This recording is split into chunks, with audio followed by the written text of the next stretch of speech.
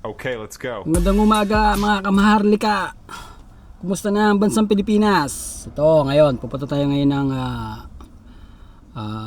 AA para sa registration ng sakyan. Magkaiba yung date ng registration dito sa kanong check up ng sakyan. Ang tawag nila rito doon ay WOOF, Warranty of Fitness. Tapos ang tawag nila sa registration is Rego. So magpaparego tayo ngayon kasi due date natin ng January 6. January 3 ngayon. Kailangan natin kasi weekends tomorrow. So bye for now. See you kamaharlika. Yan, bye. Paalis na tayo. Search pa natin yung Google Maps. Thank you for shoutout to Google Map. Kung dahil sa kanya, din natin mapupuntahan yung lugar. Shoutout Google Map. Search pa natin bago tayo magpunta. Natin kung ilang minutes.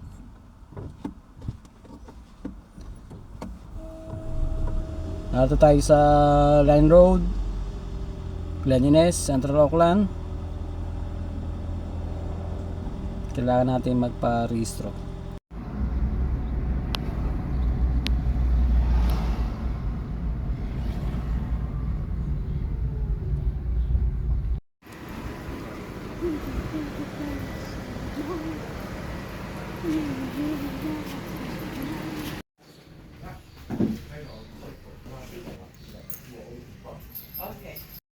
How can I see my car registration?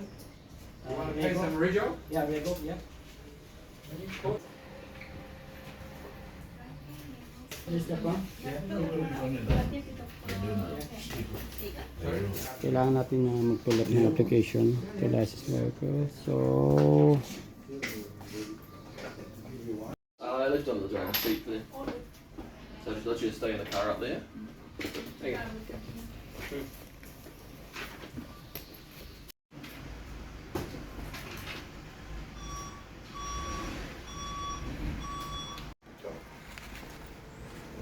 so already done. Tapos na mga kabayan. Mabilis na magpa-rehistro. Maganda proseso rito. Ngayon, good for 1 year. Okay?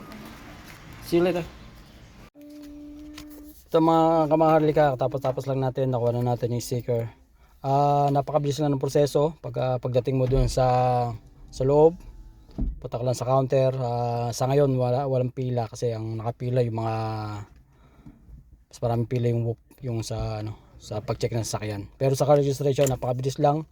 Bibigyan ka kagad nila ng form. Pag na fill out mo na, ibigay mo na, tapos diretso bayad na. With less than 5 minutes, bigyan sa iyo agad to. Meron naman silang online pero mas preferred ko yung physical kasi sa online magantay ka pa ng 1 week bago ibigay nila yung ganito, itong mga sticker na to. Hindi katulad sa physical, pagka bayad mo within less than 5 minutes makukuha mo na, pwede mo na ilagay sa sasakyan. Yan lang po mga kamaharlika. Salamat.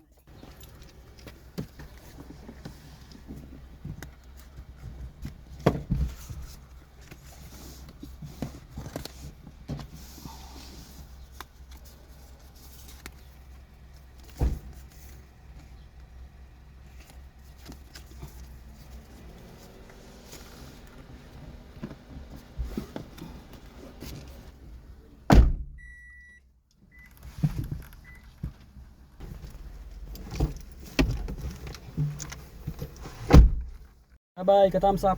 Maharlika, number 1. Okay, let's go.